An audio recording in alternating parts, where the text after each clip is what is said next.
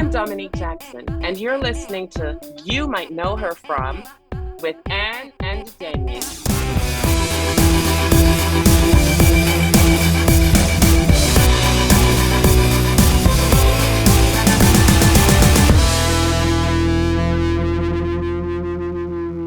I was about to go down the stairs to the subway platform, and I saw some movement out of the corner of my eye. And you know when you see that little shadow out of the corner of your eye, like in your apartment or at a bar or something, or on the street, you're like, oh, that's probably a rat.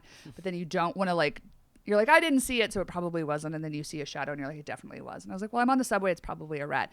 Then I try to spot the movement again, and I look, and it is this rat carrying this huge chunk of cheese cracker that is bigger than a Cheez-It, and it is backing up into a hole in the wall trying to sneak its cracker in like it's like a Looney Tune, and it's scuttling its butt backwards into the wall. And I felt so glad to be back in New York City. It warmed my heart. I had been out of New York for a while, and I was just like, this is my disgusting home, and it made me really happy. And I just wanted to share it with you because I'd been saving this thing to tell you, and it wasn't that. It was the fact that Naomi told me about something that is being instituted by the New York City Parks and Rec Department, and it is called the Rat Academy.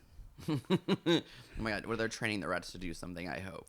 They're training humans like you and I to mitigate rats' reproductive health in the city. So you can sign up for virtual or in-person trainings where they talk to you about how rats propagate, what their movement says, what their food sources are. And then you're supposed to take these 3 classes that are free. And then you go out into the community and they take you on a walk and they tell you here's where rats live. Here's how you clog up the holes. Here's how you tell your neighbors to do this. Here's how you tell your landlords to do this.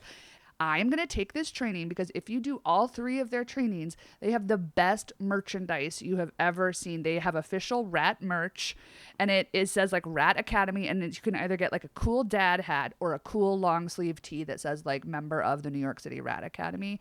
And I will be doing it. I don't know if you're interested, but the next training is in January, and I am so excited to become a part of the Rat Academy. We're definitely going to become Rat Academy cadets. I can't wait. I can't wait to talk to people about how to stuff the holes in their homes and places of employment.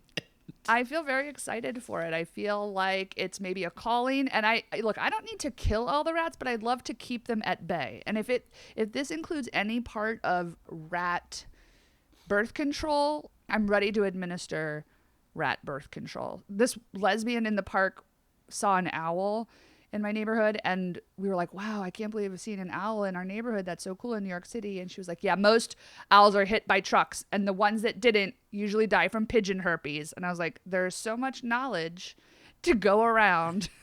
I love her. I guess you can get a lot of things from pigeons, and you can get a lot of things from rats. So I'm back in New York.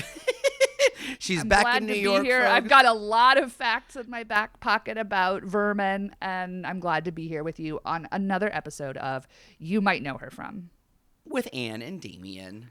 And we're so happy to have you here with us. We're so happy to be in your ear holes. A hole, I would argue, small enough for a rat to take its, whatever their vertebrae is called, and fold it up. Yes, they can sneak under the smallest slit in a doorway. Yes, they fold up their bones and then they go burrow in a hole. That is so sick. It is kind of industrious, but it is also it's cool, sick. But it's cooler if it's an X-Men's superpower. Not cool when it's a creature that is trying to live in your hundreds-year-old building. Yes, I know. And we have to coexist with them, and I do respect their talent to survive. But if you're not a New Yorker, I would love to know what your everyday dialogue is about rats. I would say that Anne and I are it is a bit between us, but it's a thing we are always sending each other things about rats and New York City. It's fascinating that we have lived amongst them. I feel like other people I've somehow entered TikTok where there's people with rat pets, and I was like, I can't condone this in good faith of keeping a rat in your house as a pet.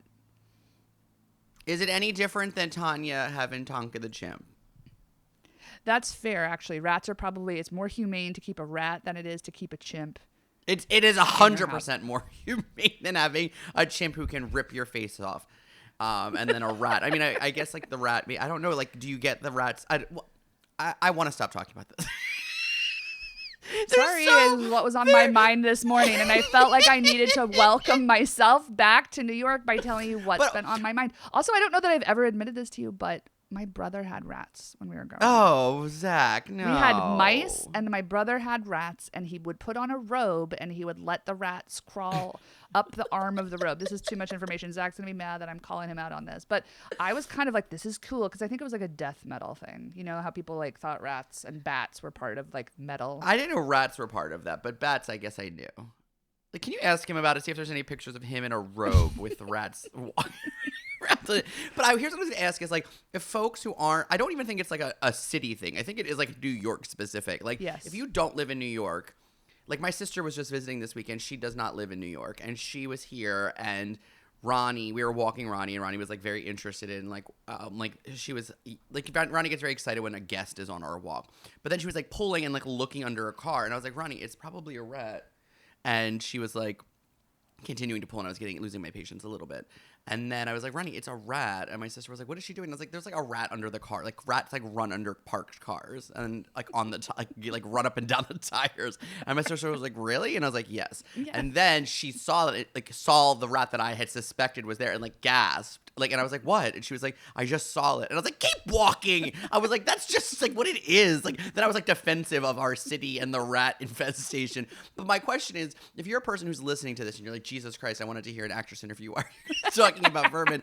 I want to know, like, what is your experience with rats? Like, if you live in a different city, do you see rats often? If you live in Boston, Chicago, Austin, LA, like, do you see rats? If you don't even live in a city, and if you don't live in the United States, I'd love to know what your experience. If you're in Moldova, if you're in Estonia, do you see rats in this? That's a country, but like, you know, in the cities within those places, do you see rats? What is your experience? Or like what? Yeah, is it like field mice, or what are they called? Voles? My dad was telling me about voles. I never knew about a vole until quite recently. Yeah, I love learning about a new animal. You know, I also just learned what a chupacabra, a capybara or something like that. Oh, capybara. I never knew what that was until like the last year, and I was like, "What the fuck is a capybara?" And then I like looked it up, and I was like, "Oh, okay." Do you? One of my favorite like early YouTube videos was of a boa constrictor puking up a capybara. Have you seen it? No, I just learned what a capybara was. Do you know what a nutria is? Do you know capybara? Capybara, yeah. I think that's how they're in like the vermin family, right? They're like I think so. They're like the rodent of unusual size from The Princess Bride. Like they are enormous rodentia. But do you know about nutria? No. Those live in New Orleans, and they are enormous rats. And I need you to Google them because they're like swamp rats. I'm into it if it's just not, I don't have to deal with it. Yeah, I hear that. But like, what is the difference then? You say, like, my dog, I think Ronnie kind of looks like a rat sometimes, like in the face, you know, like in a good way. But then I'm like, what is the difference, you know, in the way we perceive animals? I like now I'm into, this is, I know, alarming, but like I kind of sometimes I find birds to be cute now. I know, same. This is what TikTok has done. It's pushing me videos of parrots like talking, and I'm like. But like I like saw some finches like on the one train platform yesterday, and I was like, oh, they're like, yeah. And I was like, oh, I'm kind of like think this is cute. And then a pigeon came by, and I was like, absolutely not. And I was like, well, what is the difference? Like the one is just like a little idiot that probably has like no brain, and then the other one is probably a smarter version who just like isn't as like aesthetic. Why are there pigeons in New York City? Why are there more pigeons in New York than in other cities? There's somebody that knows about science and ornithology. Please let us know, because this is not Damien and I's strong suit. But I have to say too, the pandemic changed me in terms of birds. You know how I always was like, I will never trust a person that has a bird as a pet. Well, I still kind of feel that way. Sorry to anyone who's our listeners, but yes, it is. I feel like birds can see through you. The way some people are, like your mother is afraid of cats, I was like afraid of birds, and I still distrust them. But I think the pandemic, when there was literally nothing to do, I started like looking at birds in the neighborhood on the like 18 walks I went on a day, and I was like, this is calming. I could do this. Okay, I understand. So I think that changed for me, but also it's just probably like the Audubon lobby is pushing for us to, you know, these are the birds that we've accepted as like beautiful and majestic, and pigeons are not on that list. And maybe that's wrong, because like, but a pigeon is nothing but probably a female dove in my non-scientific brain, you know? I think that's right, because when I see doves now, other places, I'm like, that's disgusting. It looks like a pigeon. And people are like, oh, it's a mourning dove. And I was like, well, it's gross. Folks, this is our podcast where we talk about these types of things. We talk about pop culture. We talk about vermin, rodentia. We talk about our friendship. We talk about our ailing bodies, our aging bodies. And of course, we are going to interview an incredible actor in each and every episode. So if you're new to the show, thank you so much for joining us and talking about rodentia with us. And if you're a returning listener, it's good to see you. How tall are you? We were just having this conversation about height. Again, I'm really just going off the rails here, but Anne is obsessed with height. As a short person, I don't think about height because generally in the world, people are taller than me. It doesn't really faze me. I don't think of myself as being a short person. I'm rather tall in my nuclear family of many people. So I don't think of myself as being a short person, but I'm reminded of it a lot by people such as Anne Lieber-Rodeman. Anne loves talking about height, talks about how short someone is all the time. She'll say someone's short, and then I'll say, like, they seem like tall for a woman. And she'll be like, no, they're like 5'7" or 5'8", which I know from America's Next Top Model is the shorter side of a tall enough person to be a model. So when someone is 5'6", 5'7", I have to remind Anne that is a taller woman. You're a heightist. Yes, you call me a heightist. Most of the people in my life are short. And this has been true, but I have a few very tall women friends, and I feel grateful for them. You know, and when I see a tall woman, I go, yeah. Okay, so this is what I wanted. This is why I brought it up, because I wanted to just quiz you, because I know you're gonna have it off the tip of your tongue. I just know. Okay. Name as many tall actresses and your approximate heights. Mira Sorvino, Charlize Theron, Gwyneth Paltrow. I think Nicole Kidman is really, I think, only 5'9". Sigourney Weaver is taller at 6 foot. Jane Lynch, I think, is 6'1". Who else is in the ballpark? That's what I have off the top of my head. Jenna Elfman. Jenna Elfman, I think, is 5'10" to maybe. I think she's under 5'11". But I know we've talked about it on the show before, but I think it's worth mentioning that you were a big fan of hers as a kid. Because that is she was not tall. the right terminology. Big fan is not the right word. I was self-conscious about my height and a self-loathing closeted lesbian child who was 5'11", and I was looking for myself anywhere I could find myself in media, and that just so happened in the late 90s to be Dharma and Greg and Can't Hardly Wait with Jenna Elfman. And I wrote her a letter that I never sent that said, I don't even like your show, but I do like that you're a tall woman. And I wish it would have made its way to her now that I know that she's a psychotic Scientologist. Is Angelina Jolie tall? Because I know you were also into her. Is she a tall woman? She reads as kind of tall. She reads as tall, I agree, because she's lanky. And I believe that she's like 5'7.5", but she might. Okay, again. Yes. She would have been a short model in the A&TM house, but she would have been a taller woman. Maybe she's 5'8", but she reads quite tall. But I think she's not nearly as tall. You know, Sigourney Weaver was a very tall A-list star. Very tall. Love it. I love a tall woman. I have so many. I feel like I have quite many tall women. Who's taller, you or Kelly?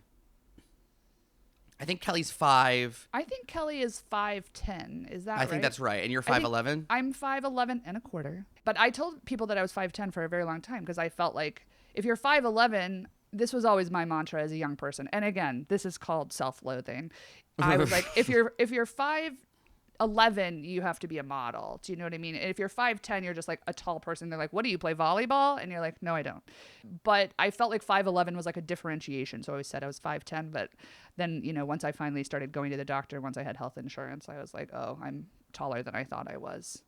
But I've learned to embrace 5'11". I feel great about it. And I think my heightest nature comes from obviously a deep insecurity as a young person of just feeling like I was 5'6" in 4th grade and I was taller than the teacher, and it was just like it was hard, you know what I mean? And it's like everybody else is under 5 feet and you're like, oh my gosh. So it did inform a part of my youth where I really did struggle with it for a while, and now it isn't a thing I struggle with.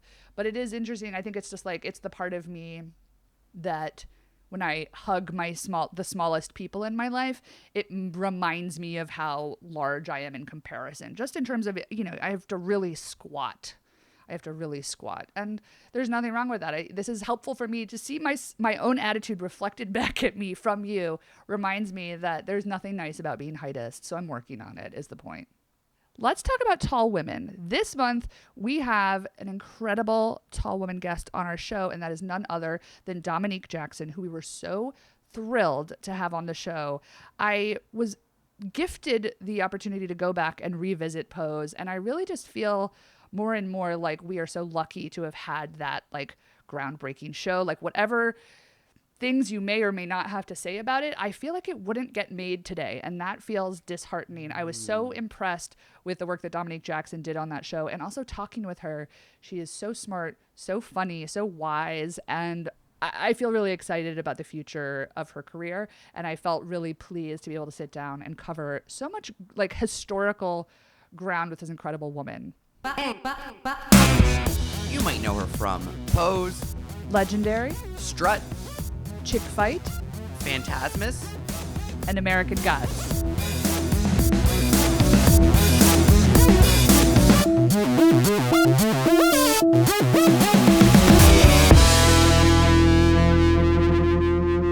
Okay, it's a huge day for us here at You Might Know Her From because we are here with actress, model, activist, and author Dominique Jackson. Dominique, thank you for being here on the show.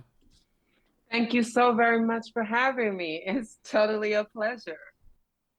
The first thing we want to talk about, because we need to get into, of course, the pose of it all, but in 2014, you wrote your memoir, The Transsexual From Tobago, in which you document your upbringing in Tobago, your eventual move to the States, truly the harrowing abuse you experienced as a young person, but then ultimately your rise as an entertainer and icon in the ballroom community.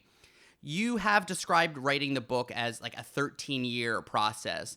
So can you share with us and our listeners, like, how did you develop your writing process and your style as a writer?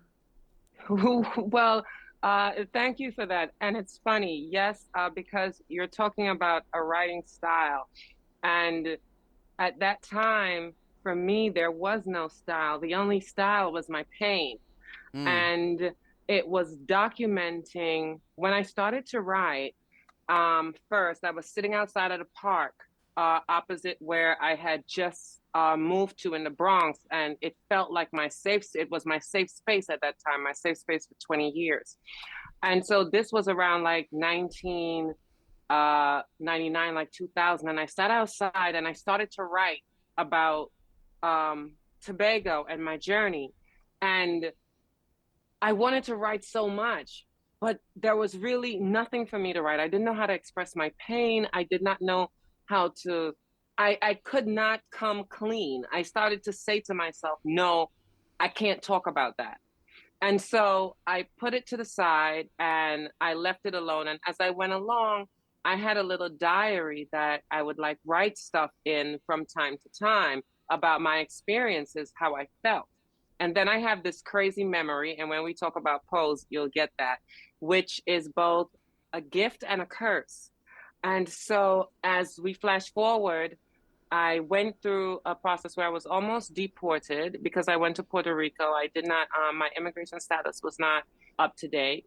And coming back from Puerto Rico and all of that, and I was working on a stipend, the job stopped, I was lost, totally lost. And then my brother, Michael Roberson, stepped in. And what he did was he said, you're going to this conference in Dallas. And I said, I'm not getting on a plane. I'm not flying. I'm going to get deported. My life is over. And when I got to that conference, I saw other trans women that were being, honored. And one of them was Ayana Mayheem, and she had a doctorate. And she was a girl that was similar to myself. So when I got back, and believe you, the anxiety that I sat in my hotel room, I was crying. It was painful. Agoraphobia for me was that I couldn't really leave the house. Leaving the house meant that I had to almost totally become someone else or be close to inebriate enough to not care what would happen. But the anxiety would be there. So I got back from Dallas. I was fine. I thought I would bring something with it, and I got the encouragement to write again. So I went back, and for some reason, I found this book that I had started writing 13 years before, which was in like 1999. And in 2012, towards the end of 2012, I went full force into writing. I was also going through a very tough time at that time that I came back and had the inspiration. My marriage was falling apart, and I didn't know it was.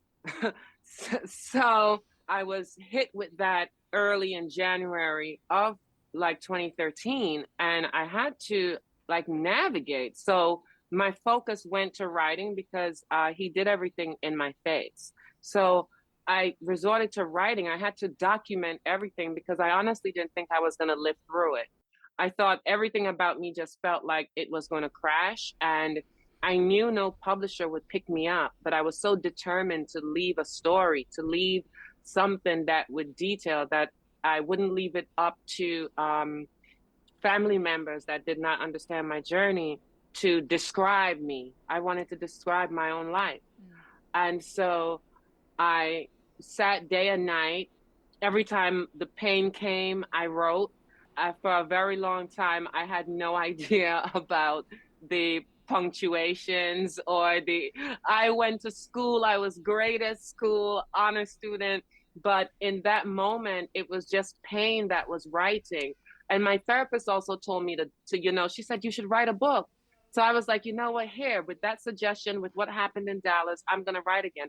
And so it was the pain that motivated me. I wanted to leave that memory. And so once I got everything written down that I wanted to, I realized that I had the capacity to breathe.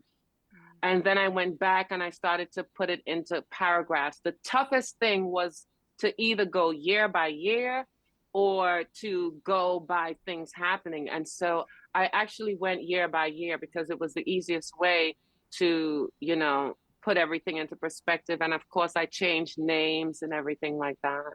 But it's ironic that you would speak about that because I am working on the next piece of this. And actually, not even the next piece, I'm going to republish because I did publish. I would love to republish because I did self-publish. So, yeah. That was going to be my follow-up was, is there like a part two? Because I feel like so much of this was about your upbringing into your young adulthood, but obviously like the last, 8 to 10 years have been this whirlwind, I'm sure, for you in your career. So I was going to ask if there's like a part two to this memoir you think on the queue. Yes, I am adding to it. I'm going to republish with everything else and add to it and bring it up to date to a point where I can still leave a cliffhanger, but we know that things are much better than they were, because where we left off, we were in limbo. Yeah. I had no idea what would happen in my life. One of the things we were talking about was that your book opens with this laundry list of thank yous to trans women, including Venus Xtravaganza. And you're actually an executive producer on the documentary I'm Your Venus, about the unsolved murder of that ballroom icon, who was also, of course, one of the stars of Paris is Burning. The film premiered at the Tribeca Film Festival this past June. So, what can you tell us about the status of distribution and the future of this documentary? Well, I can tell you I know absolutely nothing. Okay. With something like this, we came in with passion and heart, and we know that there is the possibility for the distribution, and that's what we are about. But there are departments that handle that. Right. Where we are is the space that we got to actually do it, and to bring that icon back to the forefront as it seemed like her story was never told. Mm-hmm. And for many of us, it was the example that saved our lives. When I walked into spaces back in that time, in the 90s, before I had to leave the bar, I was always reminded, remember Venus, we don't want another Venus. Mm. And it devastated our entire community, and it was never solved. So it was great working on it. And what did come of it is that we were able to get the families. So the Xtravaganza family and the Pelagati family have now been able to come together. And wow, it's just absolutely amazing. I can't wait for you to actually see it. Yeah. But it's one of those where you will laugh, you will cry, you will get angry, and it will help you to understand why it is so important that we fight against the legislation that is happening in our society today. Because 30 years later, you have families that are still grieving the loss of their loved one, taken violently and brutally. Yeah, I'm really hoping that we get to see it soon. So I know it did have, I think it did some festival runs. So maybe in the next year we'll be able to be on the lookout for it. Hopefully. Dominique, you've been like a tireless advocate for the queer community, for the Black trans community for decades. Do you feel encouraged by the young, upcoming, like, queer trans generation? The youth of today speak volumes to, I think, every generation.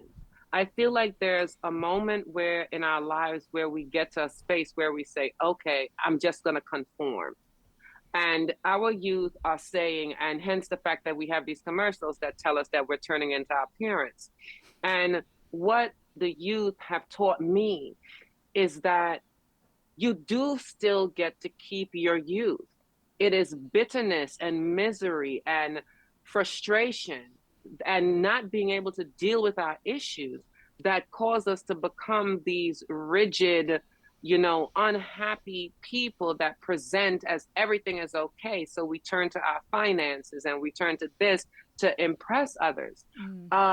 One of the greatest things that these youth have done is the Gen G and C identification. To fight so hard for that is so amazing to me because for many, many years, and as a transsexual woman, I understand transgender being the umbrella. I understand that there's a spectrum. So I believe that if we can go from one end to the other, then there are parts in between that we can be and display. And as human beings, it is not for us to govern or police where people decide to present. And the other thing that the non-binary community has done is given me the awakening to realize that a lot of people have to identify as trans simply because we put gender on clothing. And to me, that takes us into a space of that. Listen to these non-binary kids. Listen to the GNC folks when they're telling you it's not taking away from your identification. I am a beautiful woman in my own right. I enjoy my femininity, but I comprehend that, yes, this was a journey and others will have a journey. And just as I have wanted to be understood, so do others. And when it comes to identification, you cannot tell a person who they are. And we should not be so involved in telling people who they are. We should give this allowance so that we can identify as who we are, so that that is not our focus. So now we can focus on actually having comfortable, progressive lives, actually contributing to society in a manner that we all progress, not living in these divided capitalist communities where we believe that we're better than the other. So thank you to the youth of today. Okay, so Dominique, Pose was obviously groundbreaking in so many ways, including the fact that it cast trans women and allowed those characters to experience tremendous joy.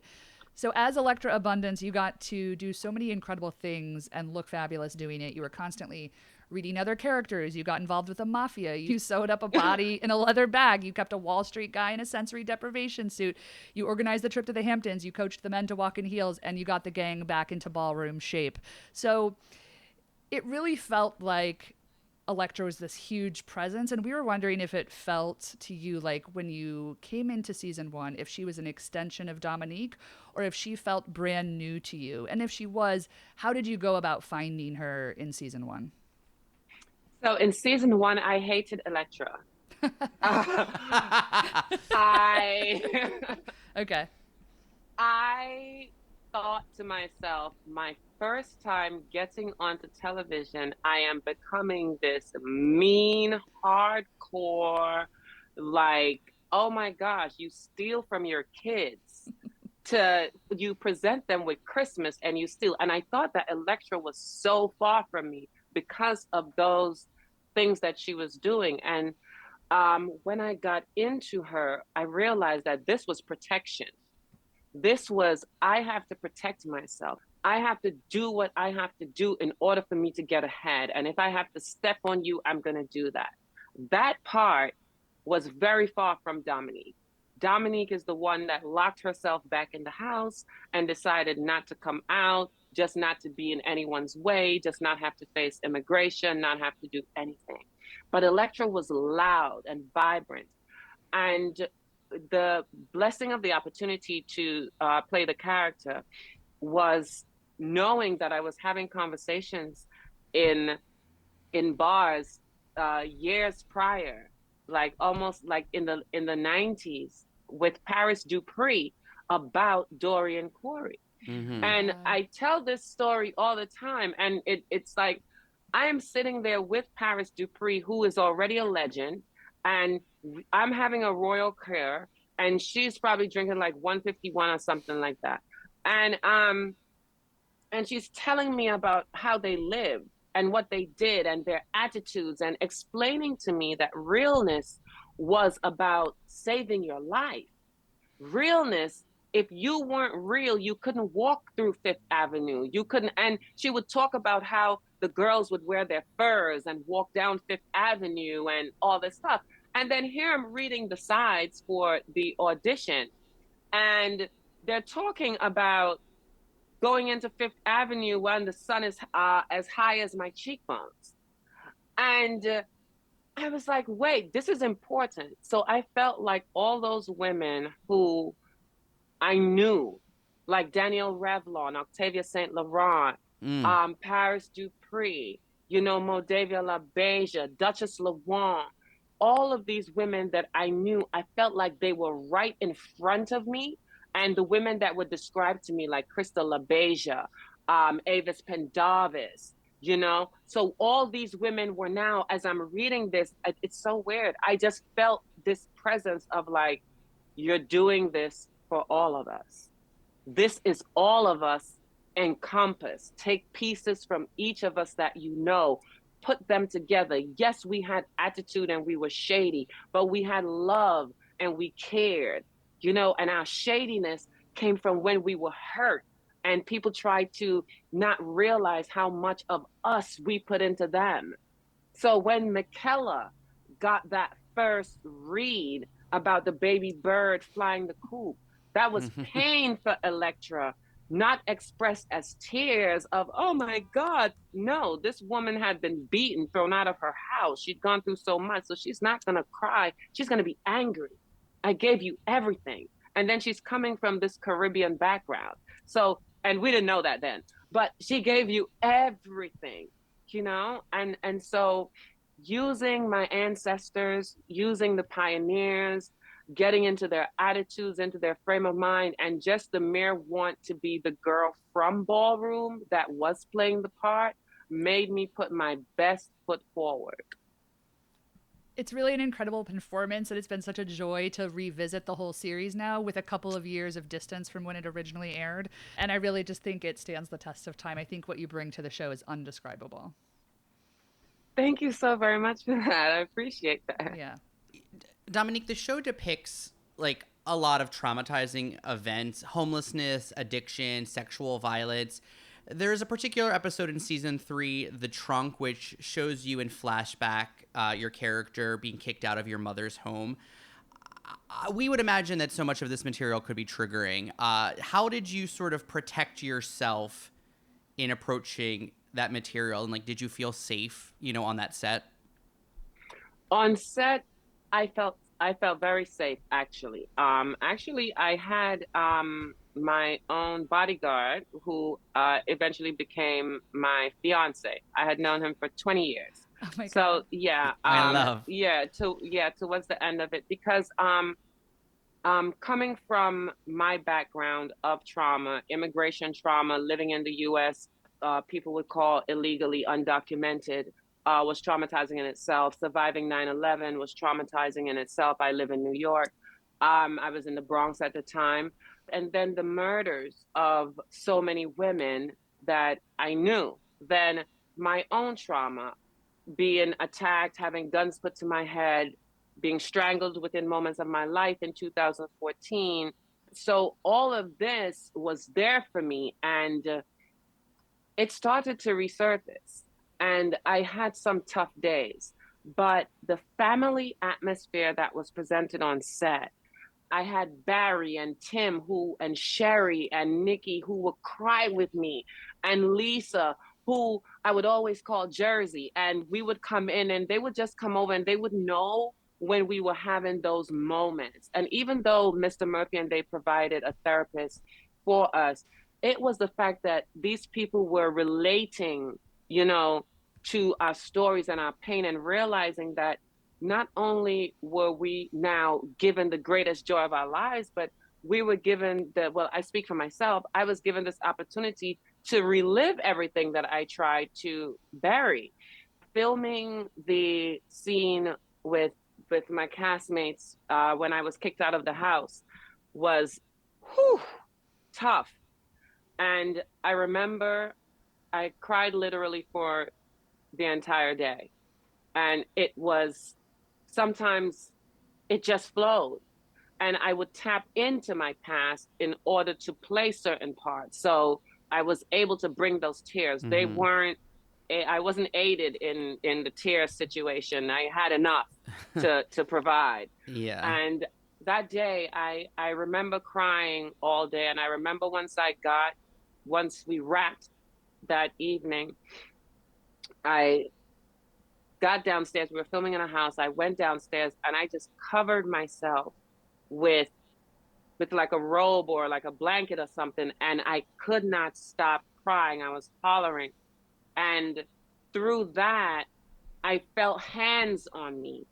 And it was cast members and other, like I told you, Barry and Tim and the rest of them, and Sherry with makeup. They were just like, oh my God. And they were there, and I could hear them crying with me, but they gave me that space. They were there. They did not. And mind you, this was like 3 o'clock in the morning. Everyone wants to go home.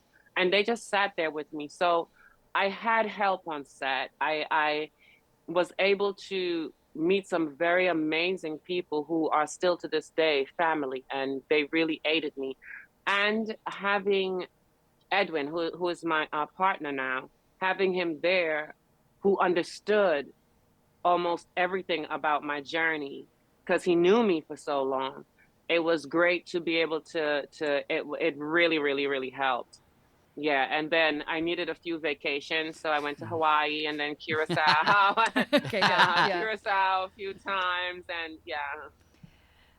Yeah, I'm wondering, like, queer chosen family is so much a part of these characters' lives. Did any of that sort of bleed over into the cast of the women? Like, who was your actor buddy on set when you all were in those group scenes? Well, there was really not an actor buddy. We became family, so they were my children. So even now, they still call me Ma. Michaela still checks in. Angelica still calls me Ma/sister. Haley calls me Ma, sister. It's all India, the same Ma all the time. So Yeah. wherever I go, I'm still Ma. I love it. And I'm like, wow, the boys, Delon, he presented me with the award from the task force last year and spoke of me, treated me just the same way. It was a set where we just connected. We were happy to be queer people on a set and being respected, and being given the ability to be ourselves. And like, imagine a set where you come around the corner and you may be feeling a little bit down, and there is India and Jason voguing against each other and then snapping and going into dips. It's like it changes the mood. Yeah. And also on set, we had the ability to see that there were so many queer people that were able to be queer on set. And people may not get that. It's like, well, I don't want to be I'm straight at work. No, it's a part of you. You don't have to hide who you are when you are at work. When you say, oh, my wife, they're going to automatically assume it's your wife. But when a guy on set says, oh, my husband, eyebrows raised and everything things, and as they said, they were able to wear T-shirts and that says I'm queer, I'm proud, and it's like we never get to do this. So it was really an amazing experience for me. Yeah. Dominique, famously, Janet Mock really like unleashed during the season 3 premiere party of Pose. Were you there, and like how did that go down? I was there, and I am not one for gossip. Sure. So what I will say is at that time, my sister had a lot that she needed to express, and she did that. And we felt it. And of course, sympathized and empathized. And because we didn't know, like, you never really know what a person is experiencing personally. So that's why I said my experience was one that was really amazing. And I'm quite sure she had some amazing moments. But for me, it just showed that we are under a lot of pressure when we are work. This is not just all fame and fun and fancy and stuff like that. And we do face disparities when it comes to like salary and and other things. So these things have to be addressed from time to time. Yeah. Yeah, but she really expressed herself. I love it. Me too. Okay, so Pose seemed like it opened the doors for other ballroom related projects like Legendary and also the recent phenomenon Cats the Jellicle Ball off Broadway, which Damien and I both loved and which you guested as a celebrity judge. What was your experience there, and any chance you would ever join the cast or the producing team for a future iteration of the show? Oh, I would love to join the producing team. As far as joining the cast, they would have to do some work with me vocally. But I thought it was absolutely fascinating. And it was great to see that something that legendary was taken and adapted just for the community. And then to see all the people so involved, the callbacks, all of that was really amazing. A few things really impressed me. One was the voice of my sister, Chastity Moore, Tempress.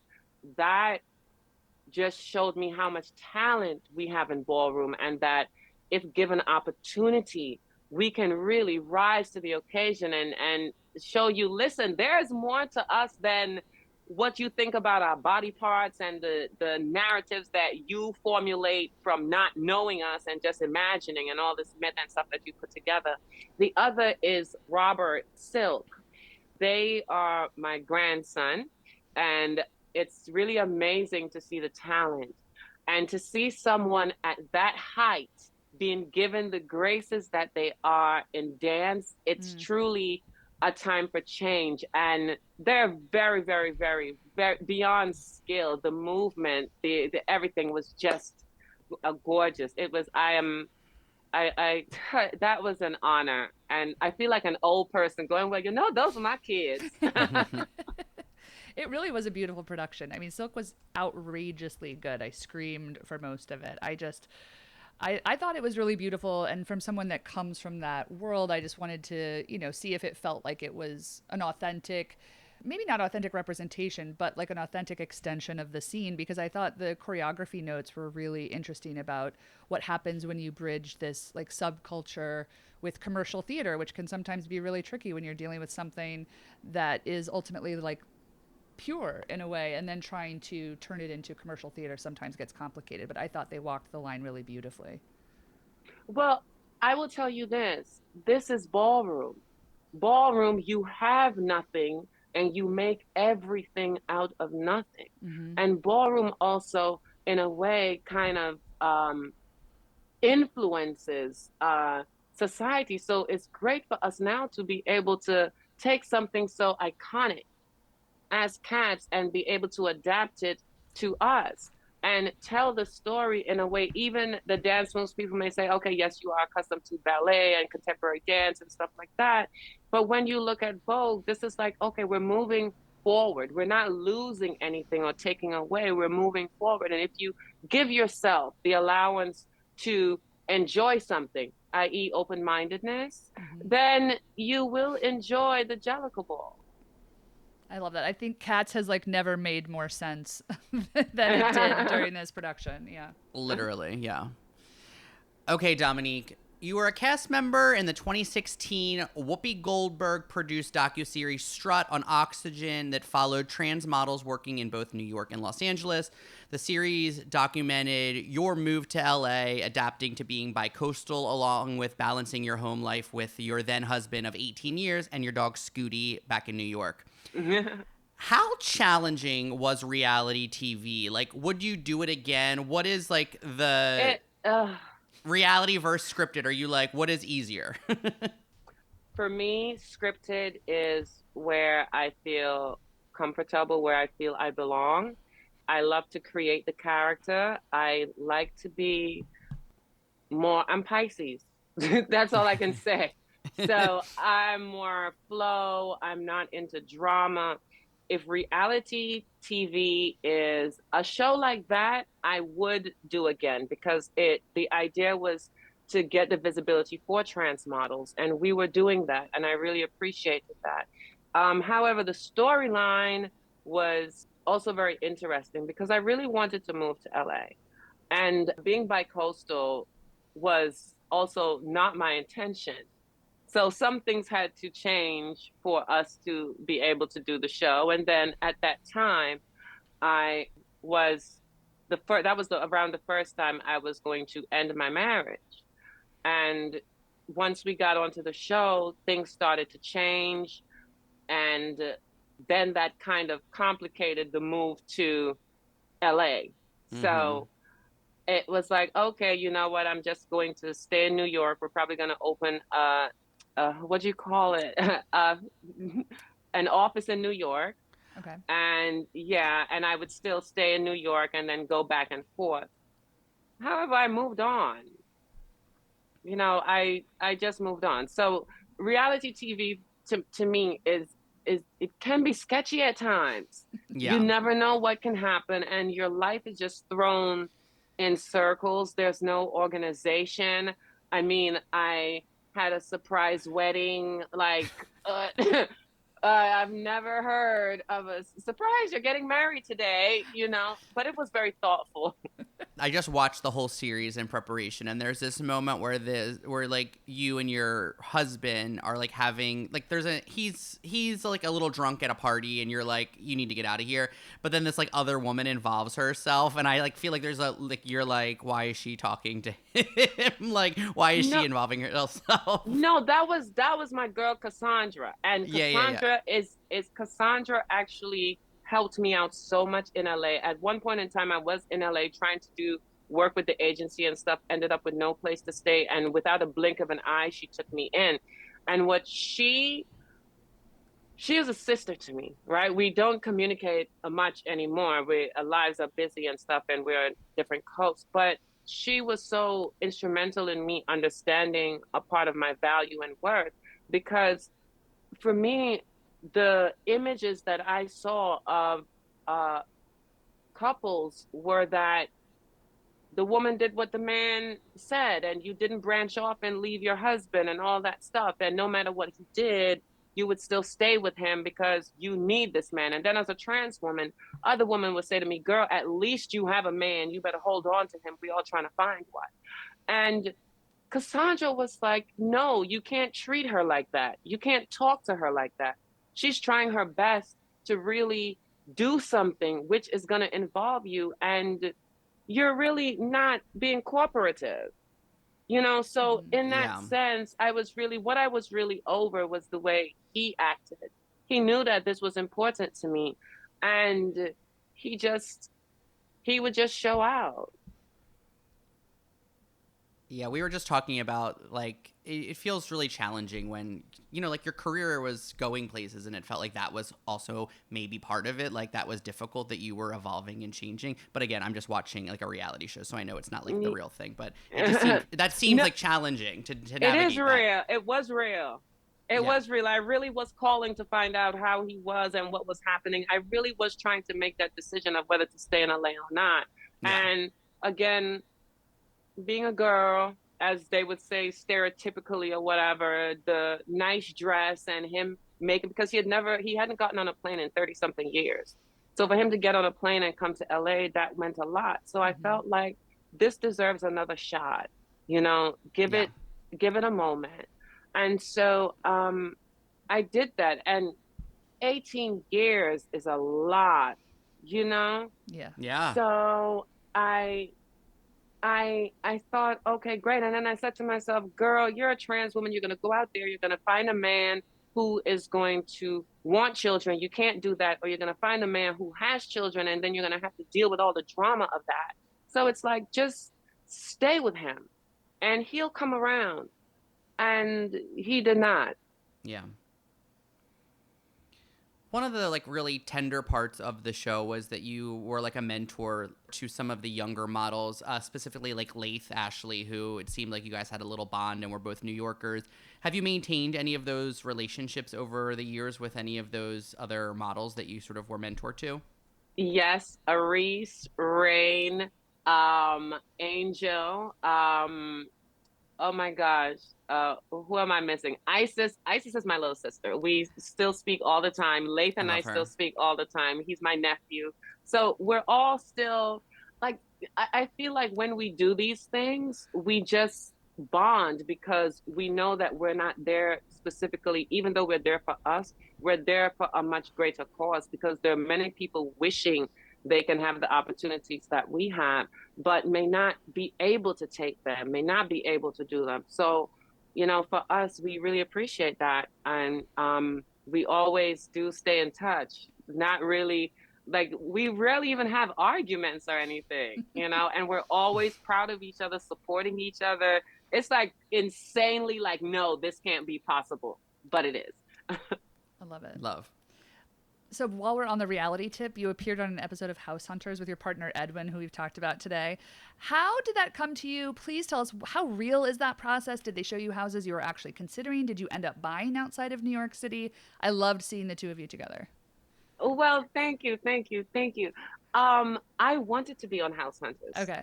I told my manager that I wanted because, again, as a Black trans woman, one of my inspirations was T.S. Madison Mm-hmm. because she bought the house, she had the house, and then there were a few other girls that I knew from the past that saved their money and bought houses. But again, Maddie was the most uh, popular at that time. So her videos would always come down. And I realized that this woman really did this. No matter our past, we can achieve things.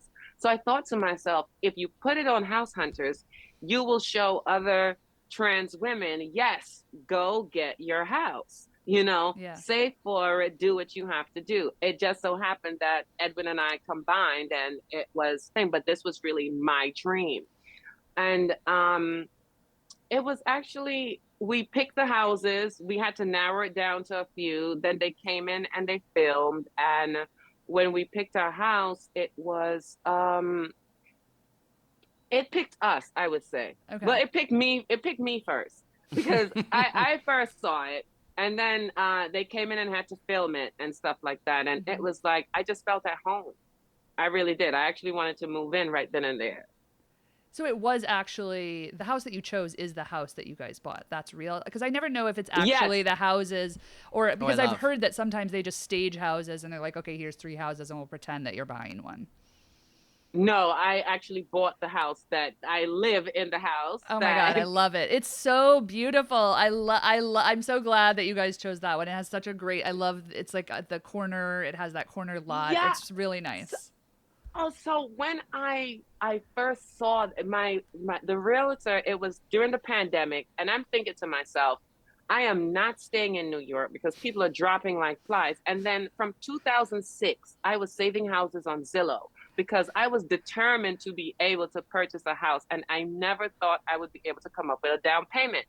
And so after Strut and then working for Destination Tomorrow as program director and stuff like that, I was like, wait, I can. If I still budget as though I don't have the extra, I can save for it.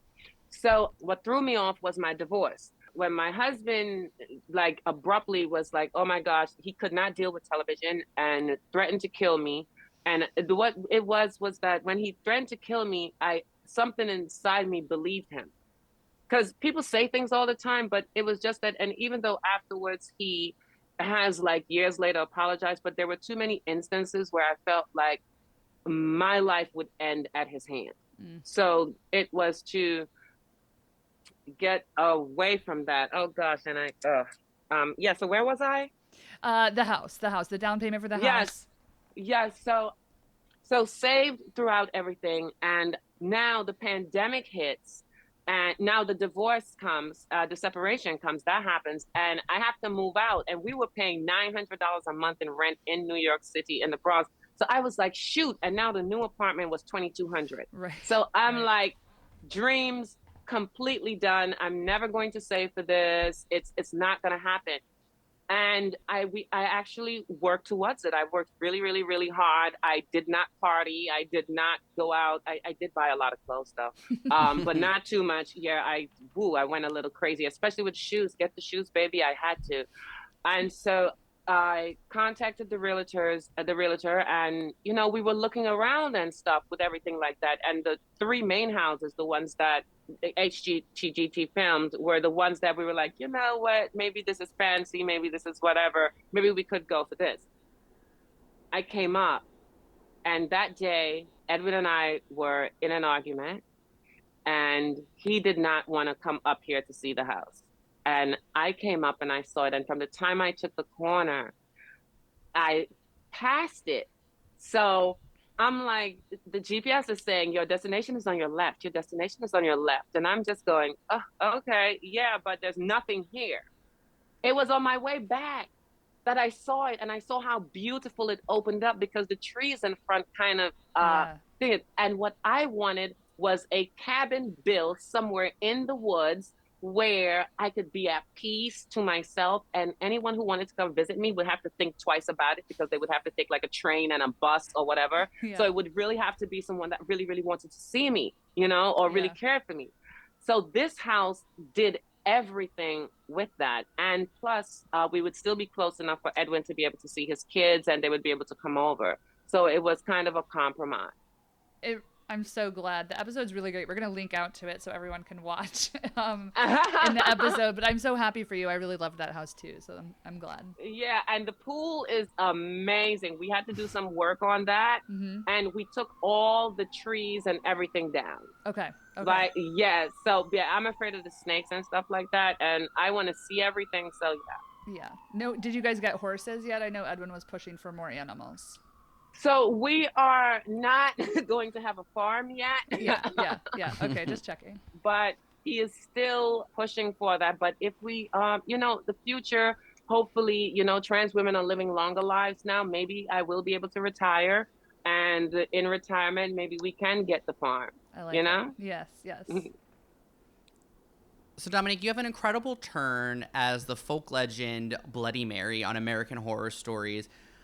Your episode is scary, and it's so much fun to see you in the horror genre. It feels like a natural fit somehow for your talents, and like I want to see more of you in horror. You get to scare the shit out of Oscar nominee Quvenzhané Wallis, who is like a grown woman now. Did Ryan Murphy write that role specifically for you, or were you in mind with the writers for this role specifically? And how long was that hair and makeup process to get you into Bloody Mary like drag? It wasn't that long. I'm not sure if the role was written specifically. Okay, so all I do know is I was told that he walked into the room and he said, this is going to be the episode and Dominique Jackson is going to play this character. That's what I was told. So yes, hair and makeup was not that long because we were always talking with each other. And for me, it was so much fun to be able to jump into this character. And you're right. I do love the horror genre. As a Okay. child, being afraid to watch horror. My first horror was Fright Night, and I believe that scared I could not sleep. I was nervous. But then I watched Vamp with Grace Jones. And once I watched Vamp with Grace Jones, Oh, yeah. oh my gosh, I was in love with vampires ever since then. I even like, and this is like a dream for me. I would love to play that role. So horror for me has now become, and then when you actually get to set and you see how funny and quirky things are when you're actually working, it's like, oh my gosh, this is so much fun. And then you see the end result and it's crazy. And Kovajane was absolutely amazing, just beautiful. All of my, again, castmates that were just lovely. And they were looking to me as this amazing actress. And I'm like, Yeah. do you?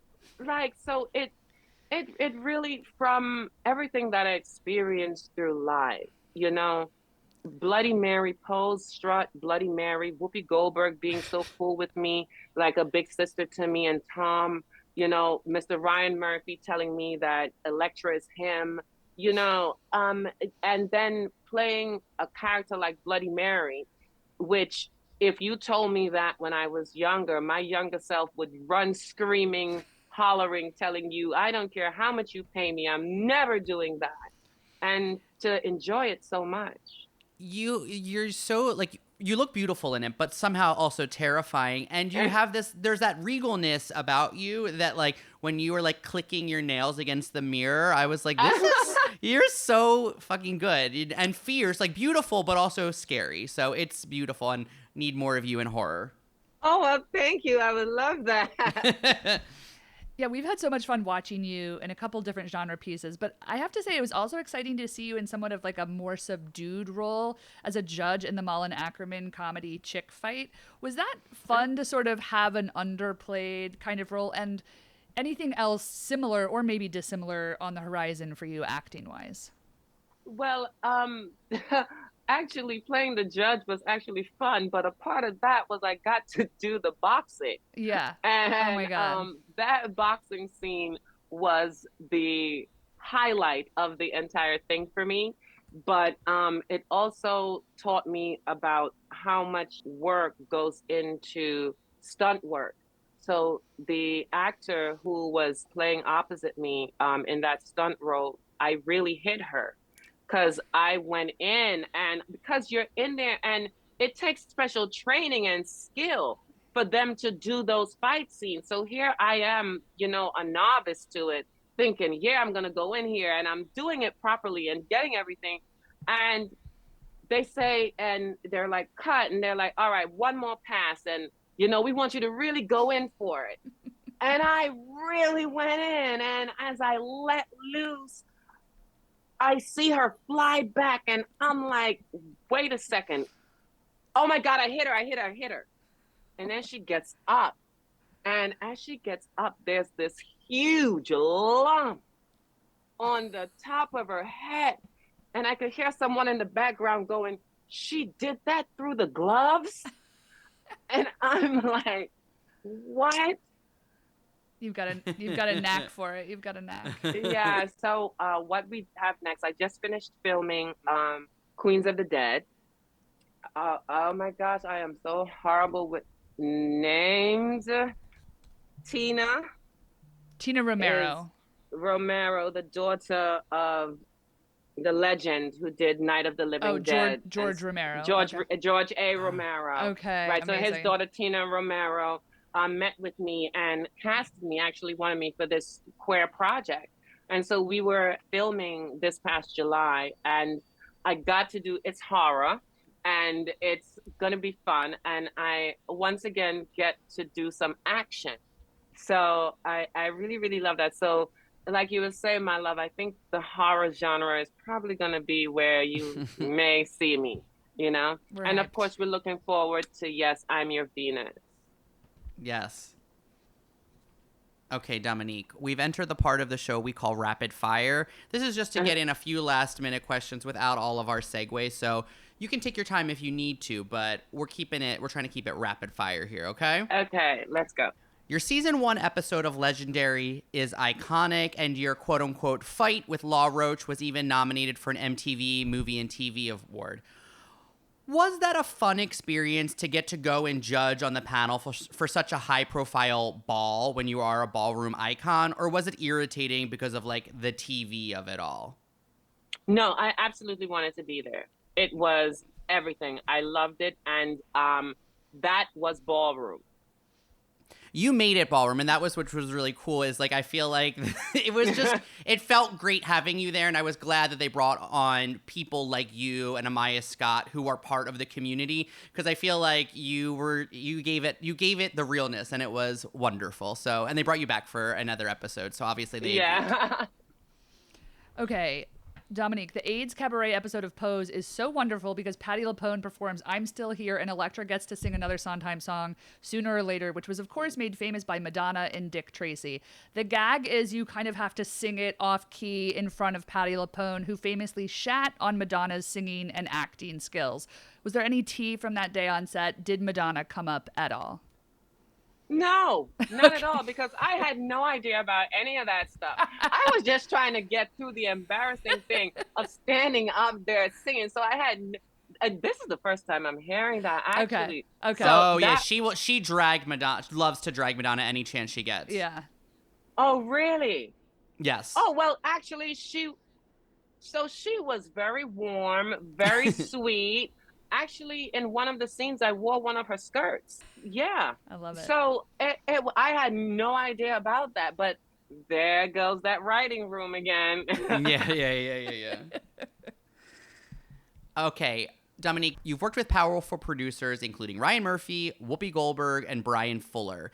If your car broke down on I-95 and you only had the phone numbers of those 3 super producers who you've worked with, which one of them would you call to pick you up? Oh my gosh, that's a tough one. Probably Whoopi. That was what I hope you would say. Yeah, because Mr. Murphy would probably send someone because he would be really busy. Whoopi would say, girl, I'm right here in Jersey. I got you. I'll be right over. I love her so much. Okay, last question. Dominique, you were in 3 episodes of the FX series American Gods as Miss World, and you get to command a boardroom in a power suit and then murder someone with a baseball bat at the conference table. Was that more or less fun than choking Jabuki Young White on your recent episode of Fantasmas? Okay, so the two don't even compare, because I was really afraid to choke Jabuki. I was like, oh my gosh, no, like, no. But the Miss World episode was pure relief. When I tell you, first it was like, it's the whip, you know how we do this, the whipple bat, and then we keep going. But when they told me to go in, and that's when I knew I had it in me, the murder was there, because I just went in. I think I beat my husband to a pulp in my head. It was my immigration status, all the stuff that people were saying online, the death threats, the fact that now as a trans woman, I got to a space where I thought I could be free, and I'm afraid to be anywhere by myself, So as I was unleashing that bat, it was just like, just let it go. So yeah, I spoke to my therapist after. Don't worry, we're good now. We're good again. We're good. So it's a great scene. It's really, really phenomenal. And the blood you. splatter is great. Dominique, thank you so much for joining us on You Might Know Her From. This has been really such a delight. Thank you for having me. I really appreciate it.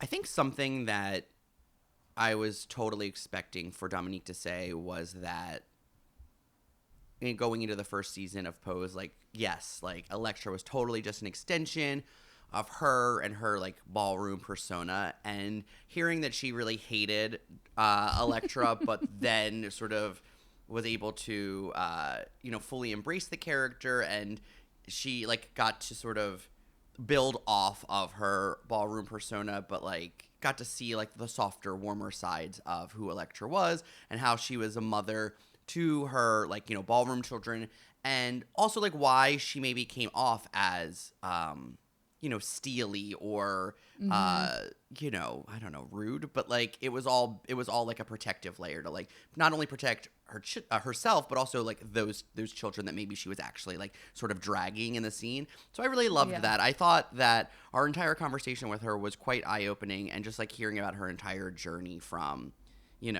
Trinidad and Tobago to New York and pose in the industry.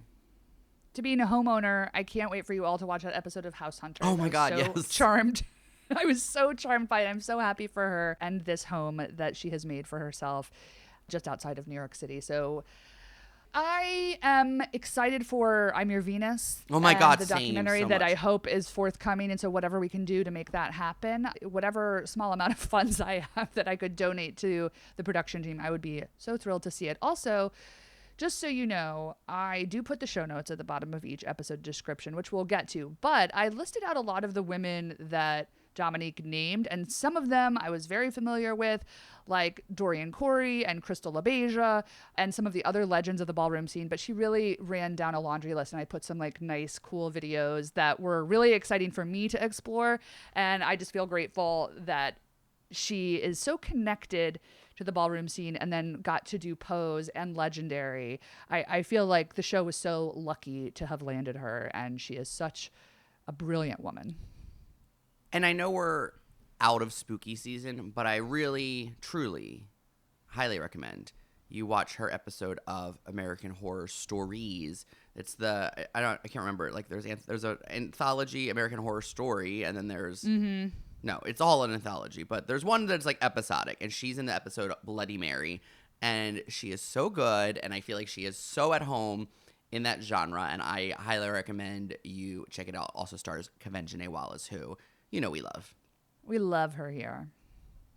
Folks, I also just think maybe it's important for us to address the hellmouth that is, existing in our country.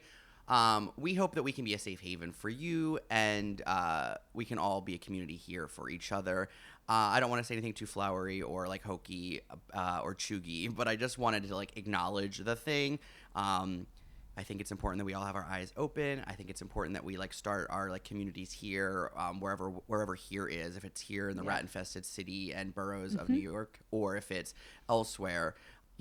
It's a scary time, but we love you, and we're so grateful for this podcast and getting to do this each and every month and getting to foster this community with you. So, I don't know. I just felt like it was important to address, and we are here, and we love continuing these dialogue and these conversations. So, we're here. You can find us online, on social media, and the Patreon.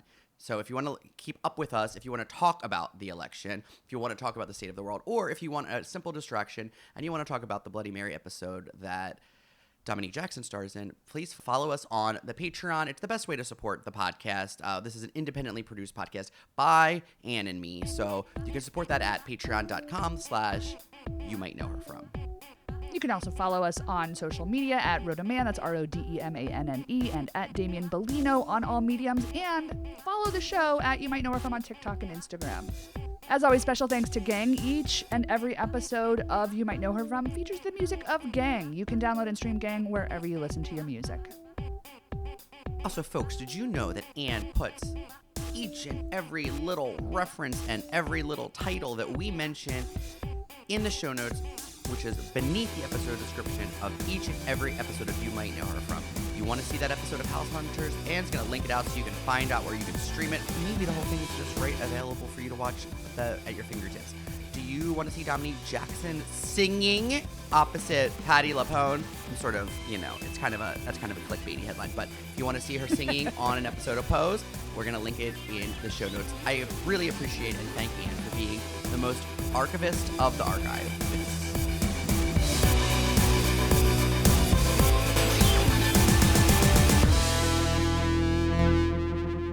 So I've yet to see it, but please, no spoilers exactly, but talk to me about Michelle Williams in Death Becomes Her. Michelle Williams in Death Becomes Her. You know, when someone, like, in high school maybe is like auditions for a show and they've never done a show, but then they get a big part because they like are a better singer than other people that always did the shows who could sell it, but like this person is a better singer.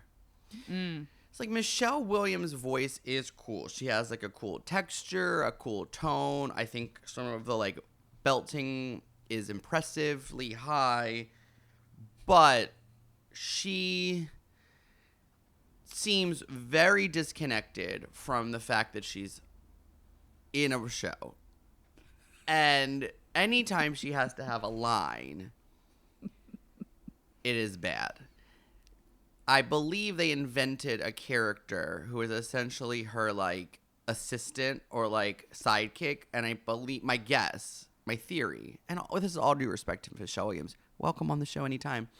I think they gave him all of her lines because of how like she seems so sort of stunted by the lines, which is weird because like she was on Broadway in Aida and also in something else, maybe Fela. Like she has other Broadway credits and has like was in the national tour of The Color Purple. Like she's done theater, but I was like, she seems like she doesn't know she's in a show. She just seems like she's like getting pulled out to sing a song. I would say that if I had any notes for Death Becomes Her, which I thought was a total blast and I highly recommend, I think it is that they should have taken all her lines away from her and just made her like lines lyrics. You know what I mean? Like let her sing the lines and add some music under them, because I think it would have gotten a little bit of a better performance. Thank you for that dramaturgical analysis. Honestly, you made me want to see it more, because now I'll be watching with pleasure and with an eye to Michelle's lines. Honestly, it's hard as fuck, and I applaud her for doing it. You know, anybody that comes and does Broadway that doesn't have the background, I say, here's to you, Michelle.